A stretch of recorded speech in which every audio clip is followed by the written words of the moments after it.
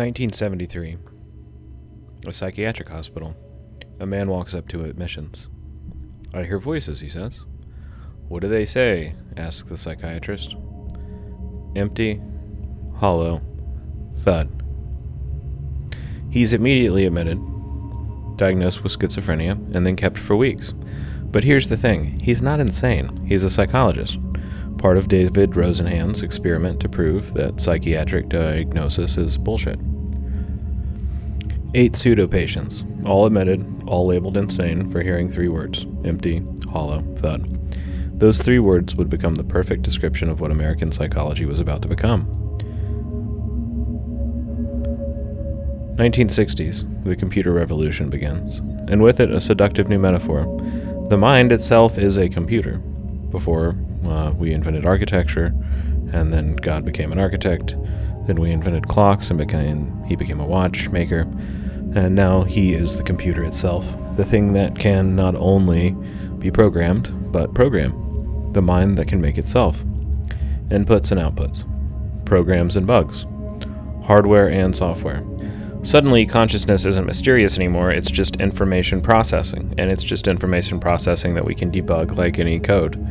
Enter Aaron Beck, disillusioned Freudian. He looks at the messy, mystical world of psychoanalysis, all that unconscious stuff, all those dreams, all those symbols, all that money, all that talking that is very hard to turn into something that a hospital can provide as a service-oriented industry, and he says, what if we just didn't? What if depression isn't about recessed or repressed trauma or archetypal struggles? What if it's just bad code? CBT is born, the mind as Microsoft Windows. Your thoughts are programs, your depression is a bug, here's your patch, track negative thoughts, rate them 1 through 10, replace with positive thoughts, and then reboot. Like Microsoft Windows, CBT works about as well. Beck developed a streamlined approach that zeroed in on cognitive distortions, as he called them. Catch yourself thinking I'm a total loser, and then you can replace it with, I have talents and abilities. Thought by thought, belief by belief, you debug your operating system without any of the messy subjective interpretation of Freudian analysis or the mysticism of Jung. You can, or the inherent relationship that Carl Rogers or Virginia Satir were proposing as people as parts of systems.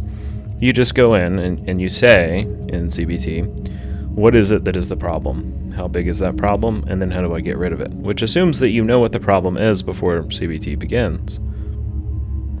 When you get rid of it, you do that in an assessment. There is no more Freud telling you that you're double, triple, secret, super gay, and then that's the reason why you don't even know how gay you are. Instead, you just look at all of these different tracking software, worksheets that say, first it was an 8, now it is a 7, then it was a 3, now it is a 0. We are done with therapy. Reducing everything down to a number becomes something that's incredibly easy to study because research, especially objective research, doesn't like the messiness of qualitative technique either. It likes to present things as right or wrong, true or false, and CBT offers academia a pathway into this way of understanding the mind, and about verifying what is effective when we treat it.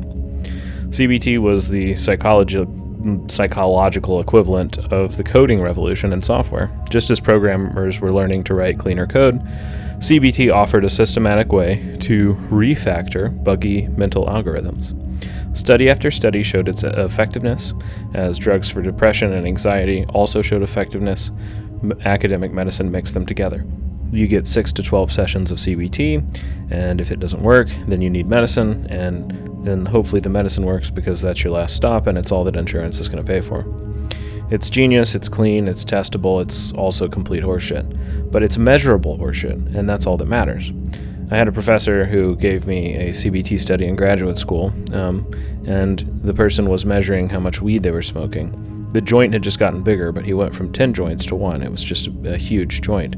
And in the same way that the Reagan Revolution and Thatcher's insistence that we now needed government to be accountable and show how the cost benefit on a spreadsheet of everything that we were socializing turns academic testing in schools into basically like this metric that would then control funding and figure out if kids were actually learning in a school, if they were getting something out of it. Adam Curtis talks about this a little bit in some of his films, namely All Watched Over by Machines of Loving Grace. But when you have 20 to 30 years to look at what was actually happening, it wasn't that when you apply objective metrics to something like a hospital that it improves, it's that they reclassify things. In one case, hospitals reclassified chairs as beds and then said, now no one's waiting because everyone has a bed. True story, academic. The point of this isn't to deconstruct the Reagan and Thatcher kind of revolutions of the way the government and tax worked, but this demanding an objectivity for everything that we used to view as self-evident, as important, as human, as good, is something that is part of a greater project of viewing and revivifying our idea of consciousness, of the mind, of government, of systems as just computers, processes of information, not people, not relationships, not anything intangible. Tanya Luhrmann is an anthropologist who actually bothered to look at what was happening, and she documented something that nobody else wanted to admit. American psychiatry had split into two armed camps, and they hated each other. On one side, you had psychoanalysts, and then they were talking about dreams and transference and the unconscious, and they were seeing patients as whole human beings with stories, contexts, and meanings. On the other hand, you had the biomedical boys who were pushing the biomedical model and were sort of true believers in this remaking mental health. The brain was a meat computer, mental illness was a chemical imbalance. 15-minute med checks were all a psychiatrist needed to tell you what drug you were going to take probably for the rest of your life. Symptoms became error codes. Luhrmann spent years embedded in psychiatric training programs, which let her watch this civil war play out, and the psychodynamic residents would sneer at the pill pushers. The biological psychiatrists would mock the fuzzy-minded analysts, because they were willing to sit with the fuzzy math of gray area and subjectivity in the room. To the biomedical model, if you check these boxes, then you have this condition. And it doesn't really matter that even though the biomedical model has advanced a whole lot, neurology and cognitive science, the things that we directly know about the brain are proving it wrong. It still is seeking ways to validate itself. For example, if you go to Taproot, if you go to our QEEG brain mapping lab, we know that there are 6 things that can happen in the brain that result in the diagnosis, because the same behavior, of ADHD. We know that these 6 different things respond to the same medications, but that doesn't make them the same condition, even when you make it a completely empirical model where you're doing a map of the brain. So here's the kicker. Luhrmann wanted to watch what they did, not what they said. And something fascinating emerged when she was studying the quote-unquote pure CBT therapists who were treating everyone the same. The therapist itself became a computer. There was no way to do CBT in different ways. You did it right or wrong. The patient said this. If you followed the model, then you said that. It was a way to turn the therapist into a computer so that we didn't have to worry about people quote-unquote doing it wrong. These therapists, though, Luhrmann saw that they were unconsciously doing depth work. They were building relationships, they were holding space, they were using intuition. All of the stuff that they said was unscientific were the mechanism of action that they were doing that worked. Why? Because you can't really actually extract 100 years of psychodynamic wisdom from the cultural water supply. These therapists had absorbed Freud and Jung and Rogers through osmosis. They thought they were doing CBT, and they said they were doing CBT, but watch them work. They're doing perennial philosophy in CBT drag. The old-timers who'd been trained in psychoanalytic institutes, even if they had converted to CBT for insurance reasons, they still had the moves, and they could still read the room, they could still feel into silence, they could still use their mirror neurons, they could track the unconscious dance between the therapist and the client. They were thinking in terms of projections, even if they were talking in the language of CBT, and they just had to call it cognitive restructuring in order to get paid. But here's where someone like Adam Curtis would zoom out and show you the horror. What happens when those old-timers retire? By the 1990s, the new generation of therapists is being trained in pure CBT and no psychodynamic theory. They don't even remember it, and a lot of them don't know what it is. So there's no depth psychology, no understanding of transference, projection, the unconscious, just worksheets and thought records. And these kids don't even know what they don't know. They've never heard of object relations. They think parts work is woo-woo. They believe that the mind really is a computer, even though it isn't when they start to tell you about their politics or what church they go to.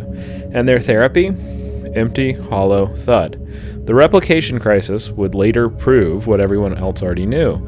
Most of what made therapy work couldn't be measured. The studies showing CBT's effectiveness, they were accidentally measuring the psychodynamic skills that the therapists didn't know that they were using or couldn't write that they were.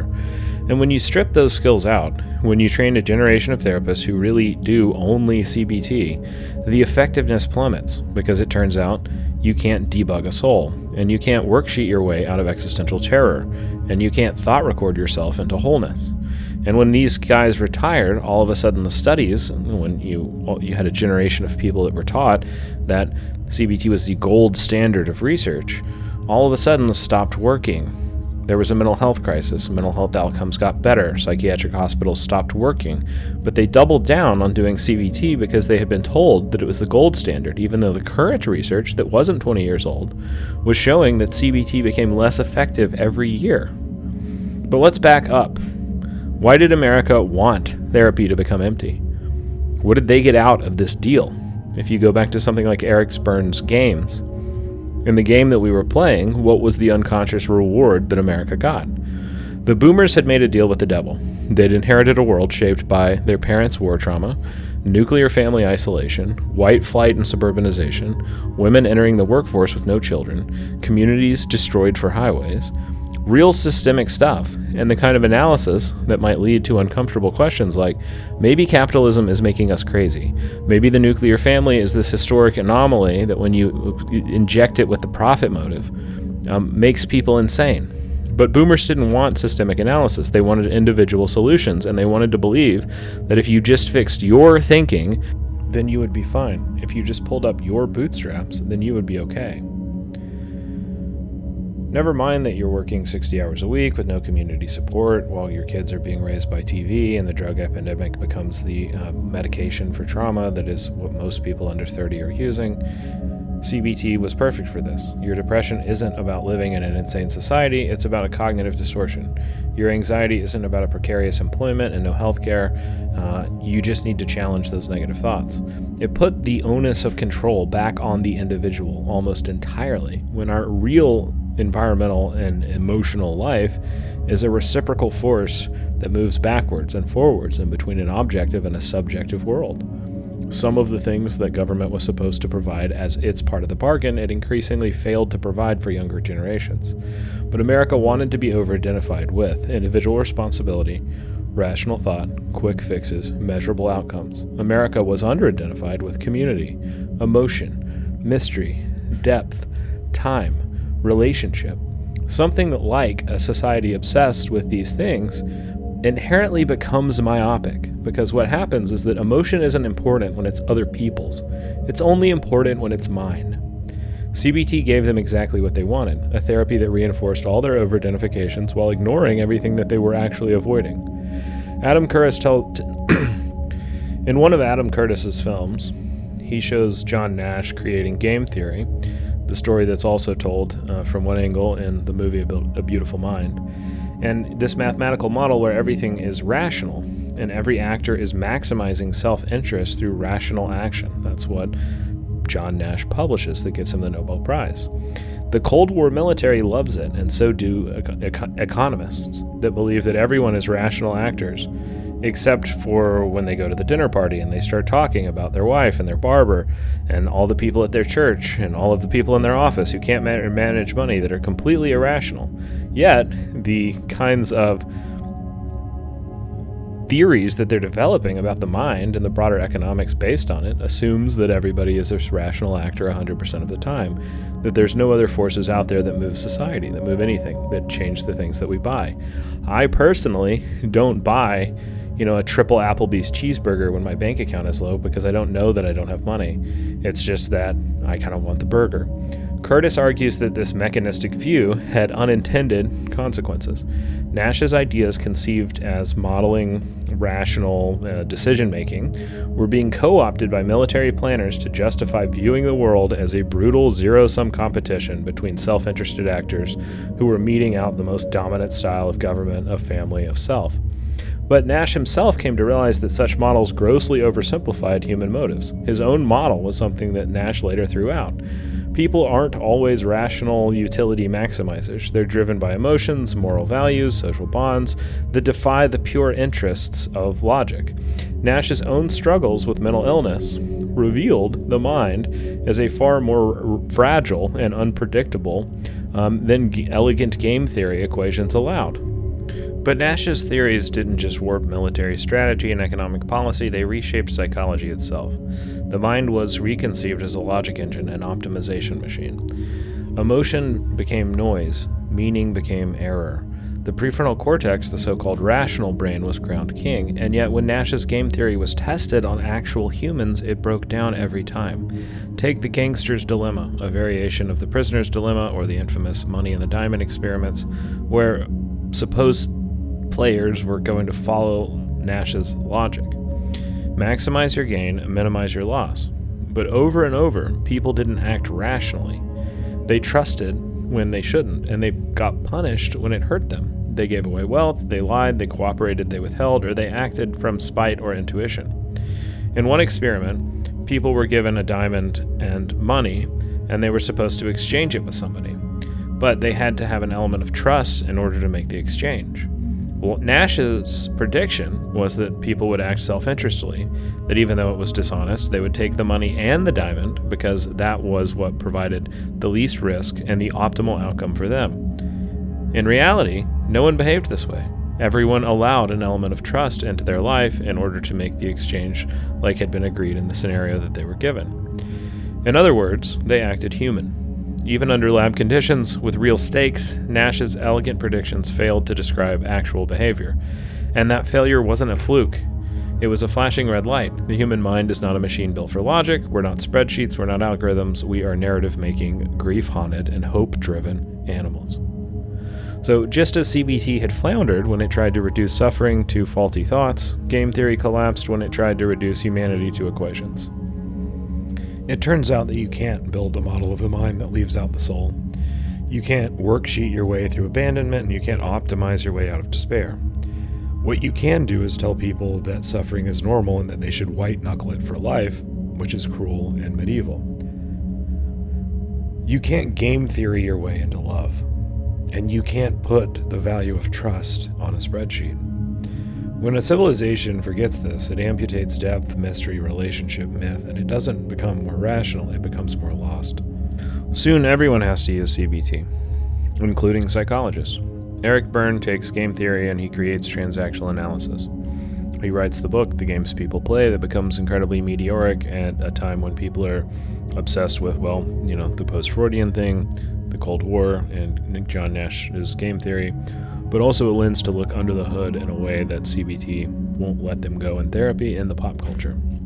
Every interaction is this strategic calculation. Every relationship is a game with winners and losers. We're not humans anymore. We're players running problems, maximizing utility. But the roots of Freudian analysis were dormant in Eric Berne's book. He's using ego states.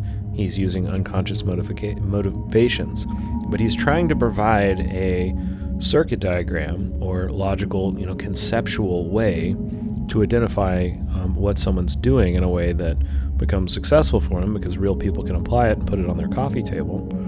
But also, it becomes a way that the depth tradition can continue to remain in the public consciousness without threatening the profit motive in medical healthcare. The models were wrong. Humans aren't computers. We'd already rebuilt society and psychology on the assumption that we were. And by the 1980s, the computational metaphor has conquered almost everything. Economics, humans are rational, utility maximizers.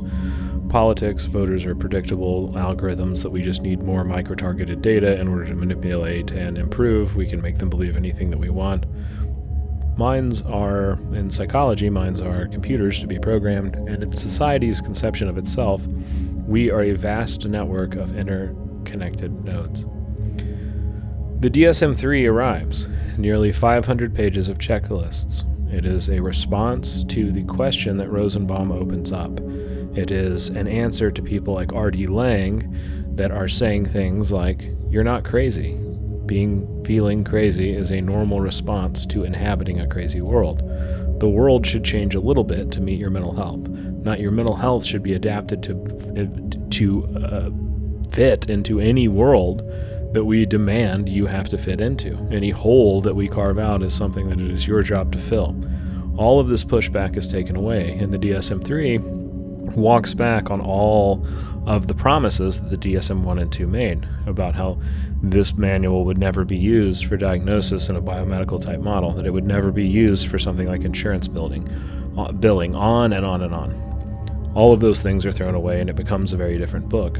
Just symptoms that you can count. Mental illness is error codes and checklists that tell you what is happening within consciousness, even if they don't really. Rosenhan's study, along with the broader anti-psychiatry movement, contributed to this growing crisis of confidence in psychiatric diagnosis, as it should have. And in the 1970s, the skepticism was one of the big influences on the DSM-3's radical overhaul by 1980.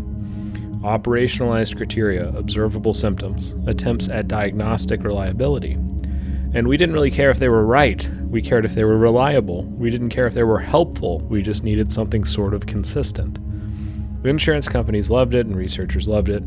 The only people who didn't love it was anyone who was actually suffering. And because trauma doesn't compute, pain doesn't process, the unconscious doesn't run on Windows 95. Now here's the thing that Lerman noticed that nobody wanted to talk about. Even as CBT conquered everything, the good therapists kept doing depth work. They just had to lie about it, maybe even to themselves. And watch a skilled CBT therapist work. I refer to a lot of them. I don't hate the model because I know that a lot of the people who do it aren't actually bad therapists. The model is just another piece of an incentive structure that pushes most therapists to go the wrong direction. When you watch a talented CBT practitioner, they're tracking their relationship. They're noticing what's being said. They're aware of the parental sometimes, but in other ways, the projection that they hold of a broader society, of a broader world. They're feeling into the emotional field. They're holding paradox. They're sitting with mystery. A lot of times, while they sign an insurance contract that says that they won't do any of these things because they're not evidence-based. And they'll write in their notes, challenge cognitive distortion regarding worthlessness. But what actually happened was a moment of profound human connection where someone felt seen for the first time in their life. And the research on mechanisms of action actually backs this up. When you analyze what creates change in therapy, it's often the relationship, not the technique. The therapist's capacity to hold complexity, not their theoretical orientation's description of it. The client feeling understood, not having their thoughts corrected intellectually. The very things that CBT claims don't matter are the only things that actually matter in the room. And CBT is simply existing around them, or those things are existing around CBT. Fast forward to the 2010s. The replication crisis hits psychology like a meteor. It turns out that most of our scientific findings are bullshit. The landmark CBT studies can't replicate the effectiveness, the full of publication bias, p-hacking, and wishful thinking. But here's the darker truth. The replication crisis reveals that we'd been accidentally measuring the wrong things all along. The first generation of CBT studies showing effectiveness, the therapists were all trained in psychodynamic therapy first, and they were doing depth work and calling it CBT. Of course it worked. They were doing actual therapy. But the new studies, with the new therapists trained only in CBT and trained by therapists that had only been trained in CBT, they're disasters. Because it turns out that when you really do just CBT, just the worksheets, just the thought challenging, just the behavioral activation, it doesn't work. And you know what? The same things that have worked before continue to. Being heard, being seen, having your pain witnessed, making meaning from suffering, connecting with another human being, being taught that your abnormal experience is actually normal on a long enough timeline and with enough context for how we think. The perennial philosophy of therapy. The things that every culture discovered independently, the things we keep forgetting and rediscovering. And meanwhile, in reality, Carter's crisis of confidence speech, 1979, imagination and optimism of the 60s hadn't really panned out. All the hippies were on harder drugs and had failed to integrate into society or fundamentally change anything material about the way the culture worked.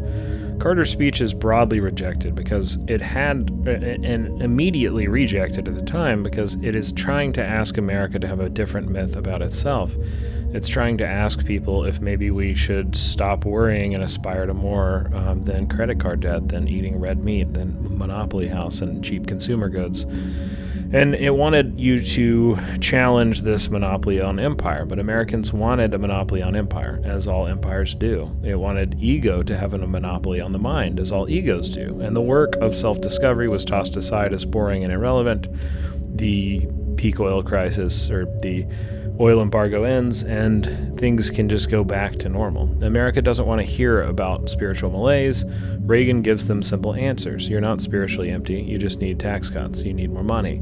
You're not traumatized. You just need to work harder. You're playing the victim. You're not systemically oppressed. You're just wrong. We don't need environmental regulations because the planet is this resilient thing that we should go ahead and use up in your lifetime. It doesn't really matter what happens later. Don't think about it. While the crisis of confidence speech is one of the only, probably to this day, only addresses to the nation that really asks people to challenge a prevailing myth and ask them to look inward and ask them to aspire to more, now we're sort of pulled by an algorithm that feeds us back everything that they think that we want to hear with different results. Psychology has always had to dance to the era's prevailing metaphors, and as the Cold War rages on and computers become more ubiquitous, information processing and computational theory sort of win the metaphor, the paradigm of the day. But the real problems haven't gone away. There's a divorce epidemic. There's latchkey kids. There's Vietnam PTSD coming home. There's women entering the workforce, and who's going to watch children, and what does this mean for this myth that we've sold of what the family looks like? Communities are fragmenting, drugs are going up, the CIA is kind of running cocaine, but who's noticing that anymore or remembering it 5 minutes later? There's real trauma, there's real systemic violence, but there's no language to describe it left. We deleted all of those files. And here's what CBT revolutionaries never understood. You can't dismantle psychoanalysis using psychoanalytic wisdom. Every effective CBT therapist is unconsciously doing psychodynamic work, but they're using transference. You just don't name it. You're holding an environment, but you call it a therapeutic frame. You're using containment, but now you call it boundaries. You're using interpretation, but you're calling it psychoeducation. You're working through what's called homework. But you're changing these things to be something that fundamentally can't replace what they actually are. And so the outcomes of therapy are going to get worse because the people who are in the middle levels of insight, the middle levels of talent, aren't being given incentive structures to make them reach the upper levels, to make them get better. People are incentivized to get worse. And not everyone is always going to be terrible, but those incentive structures do push most people into certain directions. And so at the same time that we're talking about the economic motivations that rule society and treating people like incentive structures around money and secular systems and material are the only thing that motivate them, we're also pretending that those things don't matter in psychology. They're speaking psychoanalysis with a CBT accent, these therapists that are still left in the profession in the 70s, and it works until you train people who only speak CBT, and then they fundamentally cannot talk to real people anymore. So these new generation of therapists have no idea why their therapy doesn't work. They follow the manual perfectly.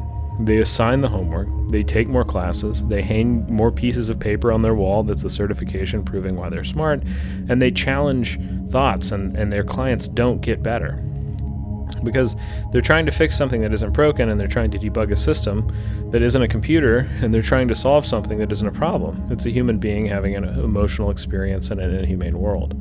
Or maybe they're missing what the real problem actually is, which is why psychology becomes such a punching bag that so many people start to distrust more and more.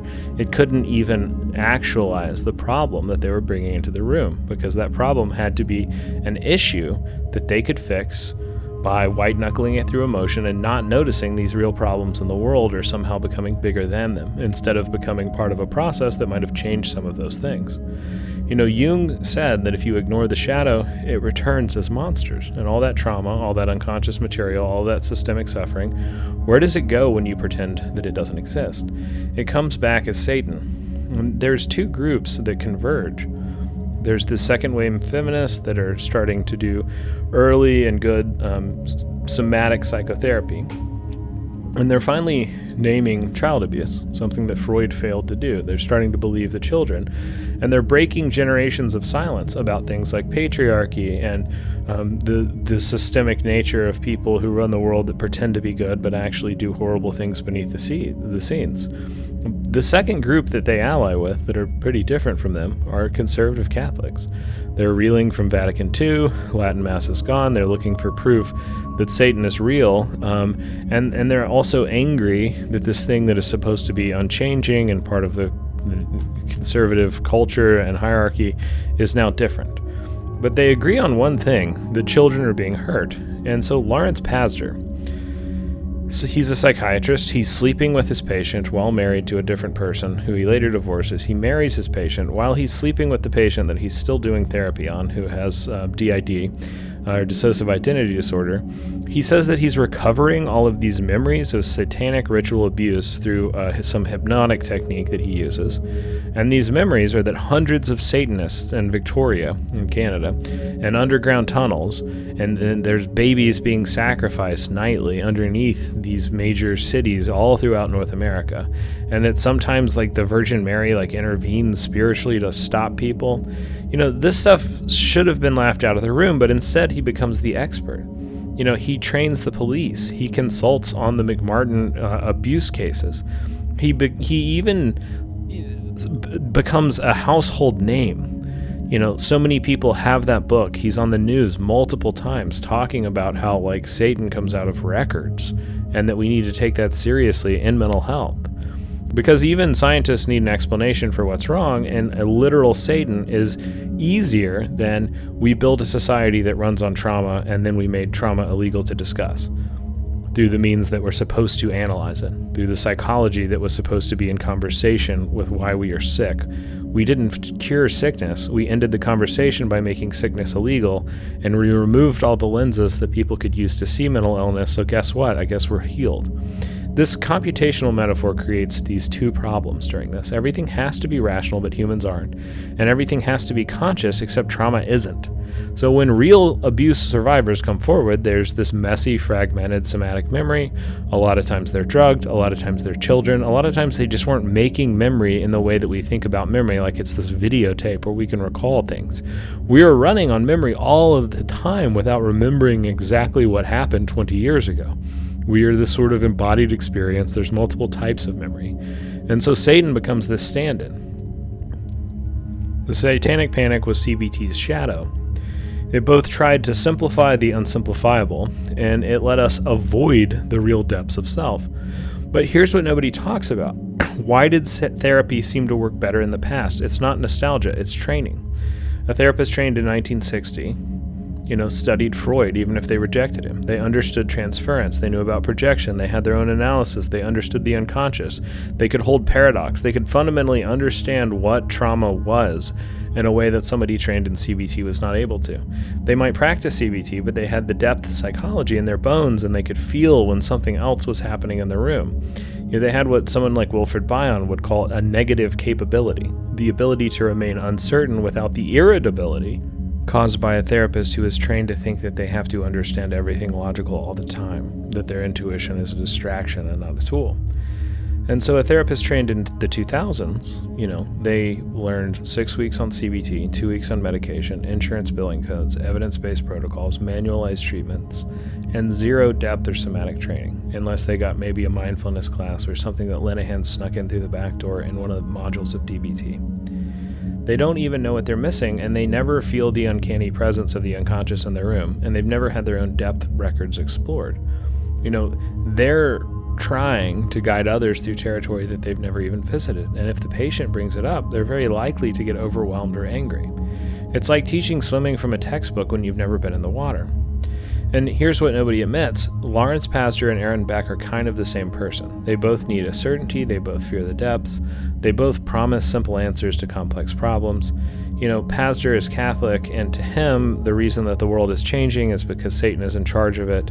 And this evangelical bent kind of enters the Catholic Church, that it's not that you go to church to commune with God, it's that God has abandoned the world, and the material world, and the political and social systems that inhabit it are fundamentally flawed and bad, so you should be suspicious of everything that you interact with and hate it. But when things look good, you have to sort of invent that there's Satanists that are like underneath the world doing these things.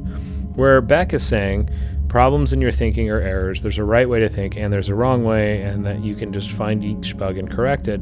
But there's a black and whiteness that appeals to the same people, even though a lot of the implications, of these systems of thought would be very different.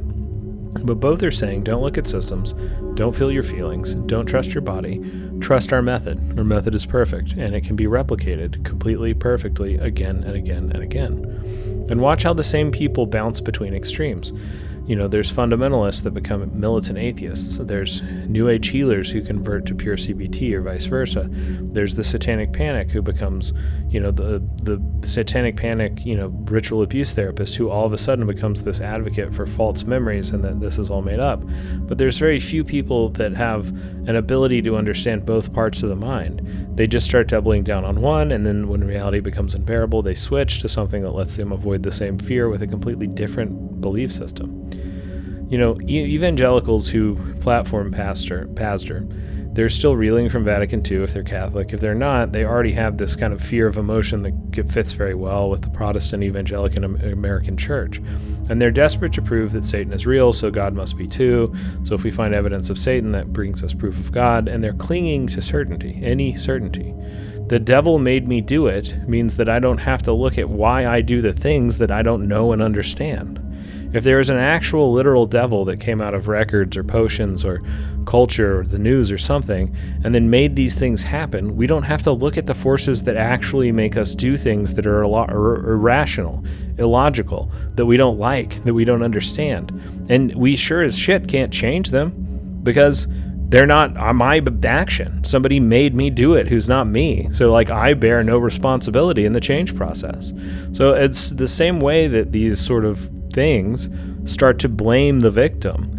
That everyone else has victim mindset. Everybody else doesn't want to change. Only I do. You're doing the same thing by saying that the devil is doing it, or that emotion or the trauma is somehow not real or not relevant. And the CBT zealots who worship evidence-based practice, they're doing the same thing. They're clinging to their randomized controlled trials like their rosary beads so that they can pretend that they're doing it the right and the perfect way, and they don't have to sit with anything that could be better, anything that could be different other than just more training to get this new technique like it's Freemasonry or something, and you take the next degree. They're not ideas that could be integrated into you and applied because you don't have to change as a person. You just have to collect more qualifications. That means that you have these experience points. Not that you would go out and engage with something and then learn about it and then change as a person, and that might make you change as a provider. The CBT zealots who worship, this evidence-based practice stuff, and the Lawrence Pastor Satanic Panic people, they're saying don't feel, don't go deep, stay on the surface where it is safe. Because when you start to really listen to the metaphors that these people are coming up with during the Satanic Panic, they are just that. They're metaphors for sexual abuse a lot of the time. Ones that Pastor can't hear. He can't say, oh, this is an image that the mind made because it felt like this. He has to literally believe that half of Toronto is going into the subway to sacrifice babies, instead of looking at the fact that these people are sexually abused in their families of origin and that this stuff is extremely common and that it's covered up and that we have very little accountability and some of the perpetrators are some of the most powerful people who run our society. When you turn something into a satanic cult, you don't have to ask hard questions about society. And so because of that, the Satanic Panic functions in a way that is very similar to the CBT revolution. It lets us avoid the same emotion, and it lets us stay enmeshed with the same emotions that we want to hold on to. It lets us keep the hero myth. It lets us keep the belief that we are these sort of logical creatures that have to move forward without having to move inward. And these people get exactly what they're looking for. Children describe these impossible tunnels, these flights to Mexico, baby breeding and harvesting farms. The therapists believe it because they need to believe it. The parents believe it because they need an explanation for why their child is distressed without having to accept a reality that is more horrible. You don't really want it to be Mr. Connor, who is your friend. You don't really want it to be the pastor of your church. It's a whole lot easier to believe that it's, demons or people in black robes, not someone that you know. And so the prosecutors believe it because they need convictions, and nobody ever asks, what if the distress is real but the explanation is metaphorical? Because that would require holding complexity, and we've trained that out of everyone. And the therapists doing recovered memory work are using the same techniques as CBT. They're looking for specific patterns, they're reinforcing correct responses, they're ignoring contradictory evidence, and they're assuming that the theory is right and that the client's is wrong. You're coaching people in order to pass the objective metric that you have decided that measures their distress, to prove that they're happy. In the same way that standardized testing in schools doesn't yield better results. The kids who come out of the school are getting better on the ACT or whatever. And when you actually talk to the people who are employing them or doing their therapy, they're getting worse at all of the things that make them educated, that will make them human. You're changing the test. You're teaching the test with CBT. You're saying, oh, if you don't feel good, do this, and then you'll feel better. Don't you feel better? And the person is getting this message that they're supposed to feel better, and then you're raising their score. But you're not really exploring if any of those things are okay. Maybe they have a reason to be angry. Maybe they need to reconnect with a voice. Maybe they do need to be distressed for a while, and in that distress, they will find the soul. Whether you're hunting for Satanist or cognitive distortions, the method is the same: force reality to fit your model. The McMartin trial is that 360 children disclose abuse, and the FBI investigates 12,000 cases of ritual abuse, and they find absolutely nothing, not a single shred of evidence. But they do find real abuse in homes, in churches, and schools, regular non-satanic abuse, the kind that's always been there, the kind that we built systems to ignore. The satanic panic served its function. It discredited anyone talking about repressed memories, body memories, systemic trauma, one hysteria used to invalidate all depth work. And America was playing a game with itself. And like Curtis's example shows, when you treat life like the prisoner's dilemma, everyone defects, everyone loses. Therapists start competing for insurance billing. Patients compete for diagnoses. They start to identify with diagnoses, which is a crazy thing and not how psychotherapy is supposed to work. They're not a tribe, they're not a race, they're not a religion. But people get on Instagram and they're proud of this because of the way that we started to do this. And everyone optimizes for the wrong metrics, and the mental health system becomes what Deleuze and Guattari warned about, this machine producing subjectivities that fit the capitalist machine. And every single time that someone tells you CBT is the gold standard, remind them, it's the gold standard because it's the only therapy designed to be measured by the tools that we use to measure. It's like saying that hammers are the best tool because they're best at hammer tests. Empty, hollow, thud. What did we lose? We lost the unconscious. We lost the body. We lost systemic thinking. We lost uncertainty. We lost mythology. We lost depth. We lost mystery. We lost time. We lost relationships. And we created a world of machines, except the machines were us, and there was not anything that was healing about them, because they couldn't contain us, but we kept thinking about them like they were us and us like we were them. And here's what none of these systems can do. They can't work against their own incentive structures. CBT can't say, maybe some problems take years to heal. Insurance won't pay that. Psychiatry can't say, maybe you're sad for good reasons. Pharma won't fund that, or its line won't go up. Evangelicals can't say, maybe doubt is holy, maybe God is found in the mystery, because congregations' blood pressure will go down. They'll stop viewing life as this fallen emergency that is about to be the end of the world, and they won't tithe. Pastor can't say, maybe these are metaphors, because nobody's going to buy the book, and he's not going to be allowed on the news. They're all trapped in their own certainty machines, and certainty is just another word for the death of curiosity, which is another word for avoiding growth, which is another word for trauma response. In her research, Lerman found something poignant. The last generation of psychodynamically trained therapists working in community clinics still doing real work. They bill insurance for CBT, they fill out the forms, they use the language, but in the room, they were doing what they were trained to do. They were following affect, they were tracking the unconscious, they were holding the frame, they were containing the unbearable, and they were metabolizing the toxic. And above all, they were staying curious and assuming that they didn't know everything and weren't doing therapy perfectly, which is what allowed them to improve, because therapy wasn't a formula that one could do perfectly. It was a process of self-discovery, yourself and the patient. And they're like the secret agents of death work in this forgotten depth. I talked to somebody informally a couple years ago during this time, and she said, I felt like I was doing witchcraft during this witch trials when she refused to be a CBT therapist in 1982. And they know that their knowledge will die with them, and the young therapists that they supervise don't have the foundation to understand what they're really doing, and they're no longer allowing the language in colleges for them to say it. And one old psychiatrist told Lehrman, "I teach CBT techniques, but I'm really teaching them to pay attention, and once they learn to pay attention, they discover everything else on their own." Which brings me to another point. A lot of the things that make therapy work aren't teachable. You can recognize when someone wants to know them and if they can learn them, but you can't really explain them to people who don't know. What happens when there's no one left who knows how to pay attention? Strange bedfellows emerge. There's this computational view of the mind, cold, rational, mechanistic. It finds an unlikely ally in the evangelical movement. James Dobson stands before a focus on the family crowd, and he tells them, when your babies cry, don't give them milk, give them water. And that will let them know that you heard them, but that they're breaking the rules because they're being hungry when it's not mealtime. An infant child. A pre-egoic creature. And the message is, emotion is weakness, control is godliness, shame is discipline. Dogs know to nurse their baby when it is crying, when it is an infant, because that is healthy, and that is what's supposed to happen. And we've invented this system of logic and rationalism and control that made human beings at the height of culture forget what dogs know when they're 2 years old.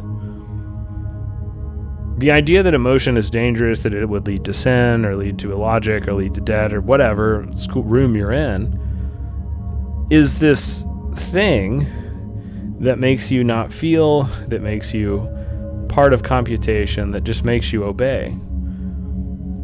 And the same people that are saying we must be logical and empirical, they're on TV saying that the Smurfs were teaching communism and witchcraft. They're saying that Dungeons & Dragons was doing real magic, or that if you played Dungeons & Dragons long enough that you would get a real sword and stab your friend. The Misfits, music would somehow make kids sacrifice goats when they said, I don't know any Misfits songs, but they're about not liking school. That playing Stairway to Heaven backwards would reveal some line about, here's my to sweet Satan or something. That Procter & Gamble's logo was satanic symbols. They're people that are very obviously traumatized and very obviously emotional and very obviously motivated by emotion, telling you that emotion isn't real. And no one has the tools left to hear what they're saying or to analyze what they're really saying on TV. We don't listen to how people feel anymore. We listen to what they say, and we need to stop. The most scientific era in psychology's history believed that daycare workers could fly children to rituals in hot air balloons, that there were vast tunnels and networks under every preschool that linked together, like the Lord of the Rings Mines of Moria. They said that babies were being bred in farms for sacrifices to charge up the devil's power level. They said that the MTV logo of a mouth was the logo somehow reflective of a real portal to hell that could be opened if you listened to enough music. By the late 1980s, there were 12,000 plus cases of ritual abuse investigated by the FBI. There were hundreds of daycare workers arrested. Families were destroyed. Children were traumatized. Children were coached by the investigators using these techniques. Therapists made fortunes on recovered memories. Physical evidence found zero underground tunnels, 0 bodies, 0 actual Satanists, some confused teenagers with Aussie albums that were smoking weed. And while America hunted imaginary Satanists, the Catholic Church systematically covered up thousands of real abuse cases. Jeffrey Epstein was building up his network in plain sight with people who are still in politics and still run the world. The CIA was flooding inner cities with crack cocaine and lying about it. Reagan was funding death squads in Central America. Savings and loan crisis destroyed the middle class. Manufacturing jobs disappeared overseas. Healthcare costs exploded. Education became unaffordable. There was a real satanic network. There were actual demons being born, but people were not looking at the metaphorical. They were looking at the literal, and so they were blind. If we gave our entire culture this DSM screener for borderline personality disorder, what happens? Fear of abandonment. If you're not productive, you're worthless. Unstable relationships, a 50% divorce rate, and a complete death of community. Identity disturbance. Who are we? Are we just our brands, our jobs, our income? Impulsivity. Credit card debt. A news cycle where people can't remember what happened 2 hours ago. Addiction epidemics. Projection onto political figures like they are Marvel superheroes or gods. Suicidal behaviors. Ignoring risks like nuclear war. Emotional instability. Road rage and Twitter mobs and cancel culture. Chronic emptiness. Mental health diagnoses at a sky-high rate. Inappropriate anger. People who can't watch the news without their blood pressure going through the roof. Dissociation. There's screens everywhere. Very seldom do we ever participate in one conversation or one thing. Borderline personality disorder happens when someone can't regulate emotions because they never learned how, and when they can't form stable identity because they were never properly mirrored, and when they split the world into all good and all bad because they can't hold complexity. The same diagnosis, which I don't really love from a book that I don't like, that tells you how to diagnose borderline personality disorder, is actually telling on itself. And that's exactly what we did to our culture. We created a culture that can't tolerate ambiguity, it can't process grief, it can't hold paradox, it can't see metaphor, it can't feel without consuming something. It doesn't believe that something is real if there's not an objective metric. It can't think without computing, and it can't exist without producing. We gave ourselves cultural BPD, and then we acted surprised when everyone started cutting themselves, with credit cards and filling this void with opiates. As the Satanic Panic peaked, the backlash began. The False Memory Syndrome Foundation, was formed, and accused parents started to fight back. Families were torn apart by recovered memories, and they start to sue therapists. Some win millions. A certain type of the profession loses a whole lot of credibility. Real survivors, get caught in the crossfire, and their actual trauma is delegitimized by the hysteria over false memories. The baby, legitimate trauma therapy, gets thrown out with the satanic bathwater of this culture that largely did not come from psychology. The people who really hurt other people were being co-opted by broader cultural movements that psychology and psychotherapy itself didn't invent. Now, anyone talking about repressed memories has to be wrong. The body containing emotion, that's Satan stuff. Dissociation is made up. Systemic abuse is a conspiracy theory. The unconscious itself is unscientific. And if you're saying that maybe we deserve to take a minute and try and rethink the way that we do things so that we could analyze ways to change this world and make it slightly better, you're unreasonable, you're immature, and you're full of victimhood.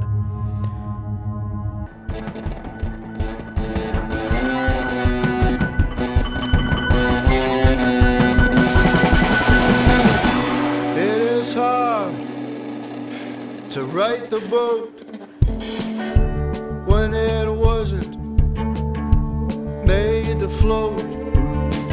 We've cared for so long, we let it go. Baby, down it comes. Out with the devil, out with the devil, out with the devil. Out with the devil, out with the devil, out with the devil. Geraldo Rivera went on TV in 1995, and he said, "We've found no proof of satanic ritual abuse anywhere in the country, and I want to announce publicly that as a firm believer in the Believe the Children movement, that movement is now dead." But what really died wasn't just belief in satanic cults, it was trust in memory, it was faith in good therapy, it was a belief in the unconscious, it was an understanding of trauma, and it was any hope of adept work. We solved the satanic panic by making all depth illegal, by declaring the unconscious unscientific, and by reducing therapy to symptom management. And by the mid-1990s, CBT had conquered everything. It's the only therapy insurance covers, it's the only approach that gets research funding. It's the only one that speaks the language of research enough to even get researched, even if you pay for the research yourself. And it's what they teach in graduate schools. It's evidence-based because we only measure what it measures. And this message is complete. You don't have an unconscious. You have thinking errors. You don't have body memories. You have cognitive distortions. You don't have systemic trauma. You have individual pathology. You don't need depth. You need worksheets. And you don't need time. You need techniques. And you also don't ever need to try and change the world that you live in. You need to realize that your victimhood is something that you should go in and kill all of your capacities for being vulnerable. You don't need community. You need to be able to function as a completely individualistic person, motivated by rational self-interest, until you don't feel anything at all anymore. And this new generation, that's coming up, they don't even know what questions to ask. They've been trained in a therapy that's stripped of its own history, and they learn evidence-based practices without understanding that the evidence is based on what the therapist who knew things that they didn't know. And it's like teaching surgery by showing somebody how to hold a scalpel but never explaining anatomy. They can go through motions, but they can't know what they're cutting, and they can't recognize the different tensions and the viscous energy against the blade. The most rational era in history became the most irrational, the most scientific approach created by the most unscientific outcomes. And the culture that banished metaphor took everything literally. The society that deleted feelings became entirely driven by them. And we solved our problem of consciousness by pretending it didn't exist. We solved the problem of trauma by making it unspeakable, and we solved the problem of depth by staying on the surface. And we solved the problem of the soul by declaring that it was dead. And just as an aside, if anyone's listening to this series and they think that I'm advocating for some lack of accountability or objectivity in the therapy room, that I'm telling therapists to just follow their hearts or do whatever pseudoscience they want to make up and pretend it works, you've missed the point. I'm asking you to ground things in an idea that may not validate in a 2-week study, but that you actually have to go out and find real patterns, real wisdom, real results, not just the kind that fit in a spreadsheet. And one of the biggest lessons from the Satanic Panic is this cycle that America keeps repeating. When two groups make this uneasy alliance, in this case, evangelicals, conservative Catholics, and Reagan's hyper-capitalist, neocons, with this feminist social workers that are trying to do somatic and social therapy, when it all blows up, when the ideas are proven wrong, or when someone gets embarrassed, when people get made fools of, the people with the actual power are never held accountable. It wasn't social workers that did the Satanic Panic. It wasn't feminists that benefited from it. It wasn't them that needed to platform these things. They were just trying to help people, and I'm not going to defend the things that some of those social workers and some of those therapists did wrong, or did ignorantly. But the Satanic Panic is always used by people, even psychotherapists, whose writing I respect, to advocate for science as this hyper-empirical model that can create the most perfect therapy, or has at CBT. But here's the thing, it wasn't social workers who had power. It wasn't the feminists, it wasn't the lefties. Every single time that there's a lesson to be learned, the people with the power pick a scapegoat from anyone foolish enough to trust them. And during this time, Reagan is running clandestine operations around the world. The CIA was trafficking children and running drugs. A lot of this is declassified and not conspiracy, and a whole lot more of it is implied by what we don't know. And the Catholic Church was covering up systematic sexual abuse while using the Satanic Panic to prove that the devil was real. Multiple conservative and neoliberal senators later are outed as sexual abusers who were throwing aspersions at teenagers listening to punk rock and platforming the Satanic Panic because they needed it. Not because the patients did and not because the therapist did, because the broader culture that held power needed it to be that way. And they all lined up to attack hippies who were just trying to create genuine community as this made-up risk. And the risks of making humans into machines is that we can't see ourselves as networks anymore. But here's where the computer network might actually work as a metaphor. We are networks. Relational psychotherapy works because family dynamics become internalized psychological systems. As the world becomes hyper-connected and hyper-industrialized, people feel these neural networks unconsciously. And when you see a men's rights influencer spreading poison online, what you're seeing is someone probing across networks to find weak spots, to find vulnerable people, colonizing vulnerable areas. In this case, it's young men with no upward mobility and often no father to speak of. And you have to look at the material forces that created these realities instead of demonizing these people. They're just exploiting the world that we built. And I'm not defending them either. But if you don't want to look at the forces underneath them, I'm looking at you. The mind, when we see it as neural networks, as forms of interconnected representation outside itself, when the mind sees networks, opportunities for expansion, it tries to creep outside of itself. And Jung was far more prepared for this inevitable technological metaphor than Freud or Beck. People like Marshall McLuhan or Bowen from like the early media and digital analysis movement in the 60s and 70s. They were saying that God is going to be a network for years, or that society is going to internetwork in a way that we become less than individual. But we still think that we're individuals, and that will create this problem if we're not aware of it. And our projections collectively participate in that network. So when I say trust your intuition, I don't mean make things up. I don't mean just go in and say whatever shit you want to say. I mean understand that we are networked beings reading networked realities. The patterns that you're sensing might not show up in a controlled study because they are network effects, not individual symptoms. And the accountability that I'm calling for is this: stop letting the powerful rewrite history every time their alliances blow up. Stop letting them scapegoat the healers while they run the world into the ground. Stop pretending that CBT is scientific when it's just capitalism wearing a lab coat. Real science stays curious. Real healing works within networks, not just individuals. Real accountability means naming who actually has power and what they are doing with it. That's not anti-science, that's actual science. And that includes all the data, even the parts that make the powerful uncomfortable, and even the parts that are inconvenient to the profit motive, which are the parts that the I love science people want to throw away.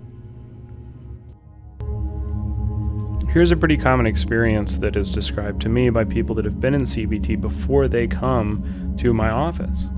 The client says, I think that trauma is stored in my body. I notice that my body does this when, and they're cut off.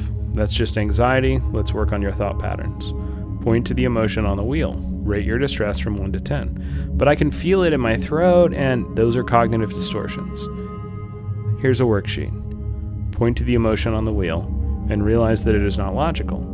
But I notice that my throat does this thing like I'm trying to stop. That's victim mindset. You're trying to make an excuse instead of a solution. Do you want the next day to be different than the rest of your... You want the next day to be different than the last couple days have been. They cut you off, they intervene, or worse, they don't cut you off and they listen to you and they don't believe you. And the patient picks up on that energy. And a lot of these young therapists, they genuinely believe that they're helping. They're doing exactly what they were trained to do. They just have no idea that their training is missing 90% of what makes therapy work. And the client leaves with a prescription, worksheets in their bag, and they feel unheard, and they start to think, some of them, that the thing that was unheard must be unimportant. And they'll try another therapist, and then another, and looking for something that they can't name because the language for it has been deleted. And there are fewer and fewer versions of the thing that they really need out there for them to find. And so fewer and fewer people find it, and fewer people start to trust that thing of self, that part of self, their vulnerability, their capacity for somatic emotion. And just like Freud and Jung, they're not heard by their dad, or they're not heard from wherever that wound came from. And the wound becomes invisible, and then it becomes a part of identity. And then it becomes something I can't change. Meanwhile, in a community clinic across town, there's a 72-year-old therapist trained in the 1970s who sees her last patient of the day, and she bills insurance for CBT for depression. But what happens in the room is something else entirely, something that can't be manualized, measured, or taught in 6 weeks. And she listens with her whole body, and she feels the unsaid hovering in the air, and she holds the unbearable until it becomes bearable. She does the thing that has no name anymore, because we've forgotten the names.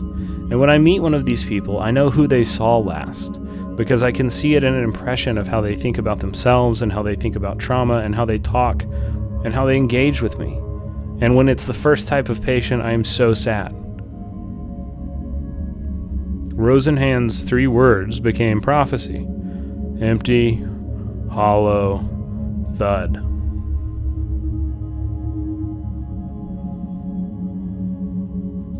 But here's the thing. Even with these incentive structures, even with this systematic hell, you can't kill something like a perennial philosophy, because it becomes its own kind of evidence-based practice. The fact that these ideas that are timeless and that existed before the 60s and the 70s and the 80s continue to resurge across cultures, across time, across people who didn't know each other, who didn't talk, who had no interaction, that independently discovered the same things. That itself is a kind of evidence. The soul will remind you that it exists. And even with these incentives, there are people doing wonderful work and making discoveries. The resistance blooms in the cracks of the machine. Hernando de Soto dug a great big hole in the bottom of a cave, took the location to his grave in the valley that they flooded. Treasure he stole cold-blooded at the bottom of a lake. The economy at stake, he melted forgotten gods of old into forgotten bars of gold. The TVA dammed up all the land to help the common man. Who are these gods that glitter in the night? So full of us and so full of light. Are we each alone in the dark? I see the fire, where is the spark? Danger, Will Robinson. Your journey has just begun into a place beyond knowing. Are we missing an O-ring? What did we hope to find about ourselves? Holding desperately onto God's lapels, twist the stars in space to constellate into a face.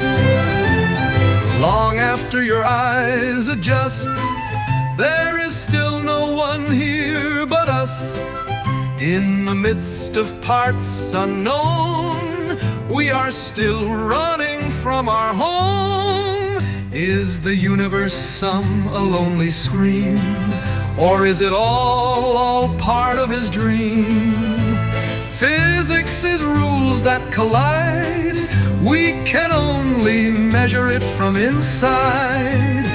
Alexander the Great was afraid to be late, descended from Zeus. He had to prove he couldn't lose. Still afraid to eat our shadow, we chase after Eldorado. Odin gave a tree his eye to know the reason why. Hanging on the wood, he begged us to be good in the helpless authority of God. Spare the child and spoil the rod. Outer world is only what's inside. All the same age in the labyrinth, in the garden breathing hyacinth. You only fight what you hide.